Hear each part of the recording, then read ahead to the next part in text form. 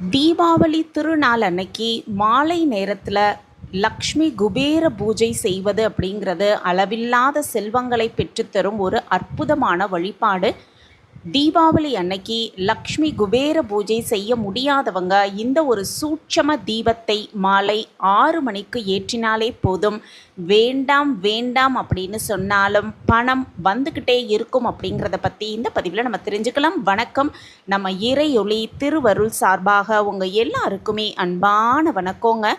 லக்ஷ்மி குபேர பூஜை செய்ய தீபாவளி திருநாள் உகந்தது அப்படிங்கிறது நமக்கு தெரியும். அந்த வகையில் இந்த வருடம் அக்டோபர் 20ஆம் தேதி திங்கட்கிழமை அன்னைக்கு தீப ஒளி திருநாளை நம்ம கொண்டாட போகிறோம்.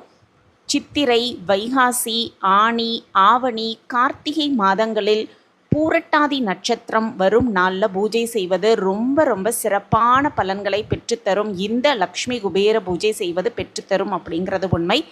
அதே போல் ஒவ்வொரு வாரமும் வியாழக்கிழமை மாலை 5 மணியிலிருந்து இரவு 8 மணி வரை இந்த குபேர காலம் அப்படின்னு சொல்லப்படும். இந்த காலத்திலும் இந்த லக்ஷ்மி குபேர பூஜையை செய்வது சிறப்பு. குபேர பகவான் தனது செல்வம் அனைத்தையும் இழந்து நின்ற பொழுது மகாலட்சுமி தேவியை வணங்கி எந்திரத்தை பெற்றார் அப்படின்னும், இந்த எளிய குபேர பூஜையை விரதமிருந்து நம்ம செய்தோன்னா நலம் நமக்கு 100% கிடைக்கும் அப்படின்னும், கடன்கள் தீரும், செல்வம் பெருகும் அப்படிங்கிறது உண்மை. இந்த லக்ஷ்மி குபேர பூஜையை தீபாவளி திருநாள் அன்னைக்கு செய்வது ரொம்ப சிறப்பு. தீபாவளி அன்னைக்கு மாலை நேரத்தில் குபேரரை விசேஷமாக தங்க வெள்ளி நாணயங்களை வைத்து வழிபடும் பழக்கம் நிறைய பேருக்கு இருக்குது. லக்ஷ்மி குபேர பூஜை அப்படிங்கிறது வேத மந்திரங்கள் ஓத கலசம் வைத்து செய்யப்பட வேண்டும்.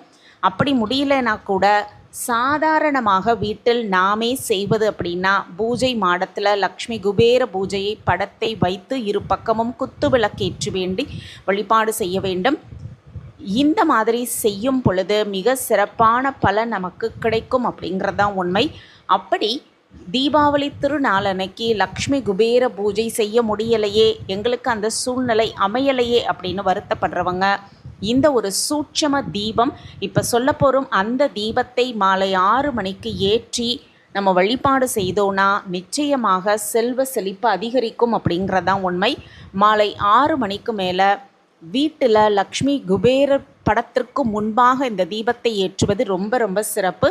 வீட்டில் படமோ அல்லது சிலையோ இருந்ததுன்னா அந்த படத்திற்கோ அல்லது சிலைக்கு முன்பாக இந்த தீபத்தை ஏற்றுவது சிறப்பு.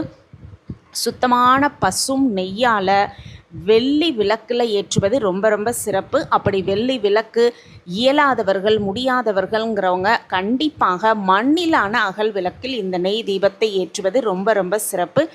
இந்த சுத்தமான நெய் தீபத்தை விளக்கில் விட்டு பஞ்சு திரி போட்டு அந்த நெய்யில் கொஞ்சமாக ஒரு சிட்டிகை ஏலக்காய் பொடியும் பச்சை கற்பூரமும் போட்டு இந்த சூட்சம தீபத்தை மாலை 6 மணிக்கு லக்ஷ்மி குபேரருக்காகவே ஏற்றும் பொழுது செல்வம் அதிகரிக்கும், கடன் தீருவதை நம்ம கண்கூடாகவே பார்க்கலாம். அடுத்த தீபாவளி வர்றதுக்குள்ள வாழ்வில் பல மாற்றங்கள் ஏற்பட்டிருக்குது அப்படிங்கிறத நம்ம கண்கூடாகவே பார்க்கலாம். இந்த லக்ஷ்மி குபேர பூஜை செய்து வழிபாடு செய்யும் பொழுது மிக சிறப்பான பலன் நமக்கு 100% கிடைக்கும் அப்படிங்கிறது தான் உண்மை. தீபாவளி அன்னைக்கு மாலை நேரத்தில் லக்ஷ்மி குபேர இந்த சூட்சம தீப வழிபாடு அப்படிங்கிறது ரொம்ப சிறப்பான விஷயம். செல்வம் சேருவதற்காக மட்டுமல்லாமல் வீட்டில் நன்மைகள் பலவும் நடைபெற வேண்டும் அப்படின்னும், தொழிலில் வளர்ச்சி ஏற்பட வேண்டும் அப்படிங்கிறதுனாலும் வீட்டில் லக்ஷ்மி குபேர பூஜையை செய்து வழிபடுவது ரொம்ப சிறப்பு. அதே போல் மாலை நேரத்தில் இந்த வழிபாடு ரொம்பவே சிறப்பான விஷயமாகவே சொல்லப்பட்டிருக்கு.